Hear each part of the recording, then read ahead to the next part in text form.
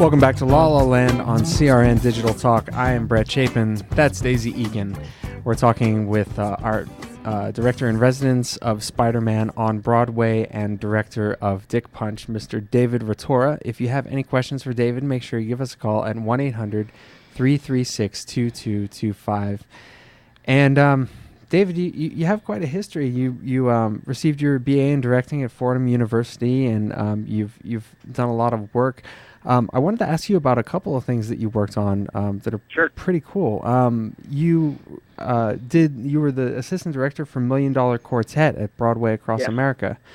How did you enjoy working on that project? That's for those that don't know. If you could maybe explain who the $1 Million Quartet is. Well, and also what is Broadway for America? Across America. Broadway Across America. Well, I'll just start with Broadway Across America is actually who produced it. They're a producing organization. They're really a large producing organization, and they actually own a bunch of theaters across the U.S., which I guess is why they're called Broadway Across America. But they were one of the lead producers on $1 Million Quartet. $1 Million Quartet is it's Jerry Lee Lewis, Carl Perkins, Elvis Presley, and Johnny Cash. And there was an actual. They were all recording artists under Sun Records, which a guy named Sam Phillips ran. And one night he sort of arranged, sort of happenstance. It wasn't exactly like call them up on the phone, but they all happened to end up in the studio together at the same time. And and it sort of became legendary. And Sam Phillips, our show doesn't really address this part of it, but Sam Phillips was ever a brilliant marketer. And so once he realized they were all coming in the studio, he called up a press outlet, and they took a picture of it. And there's a very famous picture of all of them sitting around a piano. Oh, nice. That is very well featured in our show. Mm-hmm. And so our show just sort of chronicles all of their, how Sam Phillips found them all, like how their growth.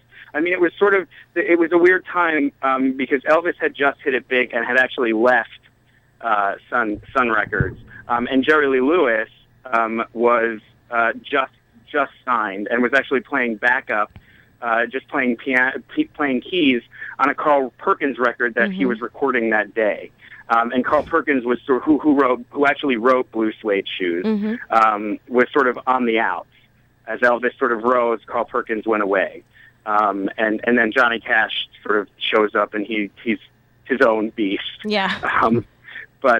So the show sort of chronicles all of their sort of origin stories, and then there's a very dramatic conclusion. Just how they're all about to leave Sun Records, and so that's sort of where the story goes, and how that affects Sam Phillips. What a fantastic story and a creative storyline. I love that plot. Yeah, and a really successful show. Yes. It has been very successful. We started on Broadway. They actually started in Chicago. I didn't work on the show when they were in Chicago, but then when they moved to Broadway, I came on assisting Eric Schaefer, who's the artistic director of the Signature Theater in D.C. Mm-hmm. So we put it up on Broadway, which was very much a new production from the one in Chicago, and then we set a tour. Which is still out, and I think that they're going to Japan now. I think that's their next stop. Oh, wow. And then the Broadway production closed and moved off Broadway, and now that and it was there for about 6 or 8 months, and now that production has closed. But the tour is still going strong. That's awesome. Fantastic.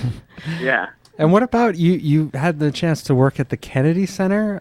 You assistant directed at Follies? Yeah, I was the assistant director. I was the associate director of Follies at the Kennedy Center. Also with Eric Schaefer, who directed $1 Million Quartet. So he sort of brought me there as well.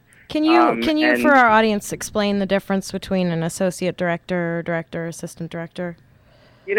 Honestly, it's semantics, and part of it is it really just depends on the person. Like there are some assistants who just get coffee. Like I'm and sort of why I get the associate title sometimes, because I'm much more involved in the creative process in terms of, I'm not making total decisions, but like I am working very closely with the director and involved in all of the creative decisions and sort of having input there. And so that's sort of the difference. It's just a matter of how involved you are in the process. And actually, and in reality, the assistant associate thing is really something that just comes with age. It's like a promotion. Like my job, because of the way that I work with the people that I work for, didn't change all that much. But for some people it would. And, and when you're an associate too, like you're more apt to be doing the understudy rehearsals, like during the rehearsal process and sort of during previews and making sure that they're up to speed, and stuff like that. So there are slight differences. But with Follies, you said you were the associate director. How did you enjoy working on Follies at the Kennedy Center? It was terrific at the Kennedy Center. It was a real, that show is a real challenge. Yes. And it's a really tough Sondheim show, and it was really exciting to sort of work with all these amazing, Bernadette Peters was in it, and Ron Raines, and Danny Burstein, and Jen Maxwell, and at that point Linda Lavin was in it. I mean, there were all these amazing performers, and we had an incredible team too. Eric Schaefer and Warren Carlyle choreographed it. And it was really exciting to sort of navigate that show and figure out what's the best way to tell the story, because it's tough. It's everybody, it's a lot of unhappy people sort of continue, sort of reliving their past through rose-tinted glasses. Yeah, it's not an easy script. It's not. It's not at all. And Bobby Goldman, who is the widow of Jim Goldman, who wrote the book, was with us a lot. And sort of we were working with a sort of reduced script that they actually created for the Encores Festival. Not festival, the Encores series at City Center.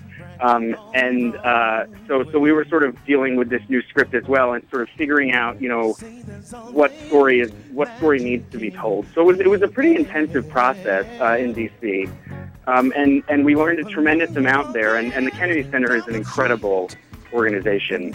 They're just, it's like such a machine there, and everyone is so capable, and it's very easy there. And then we shortly thereafter it was announced for Broadway, and we went back into rehearsal and learned a lot more. Wow. It's a fantastic show. I loved it. I saw it out here. I really was bowled over by it. Absolutely. Guys, we'll be back with David Vertera, Broadway's David Vertera, right here on La La Land with Brett and Daisy on CRN Digital Talk.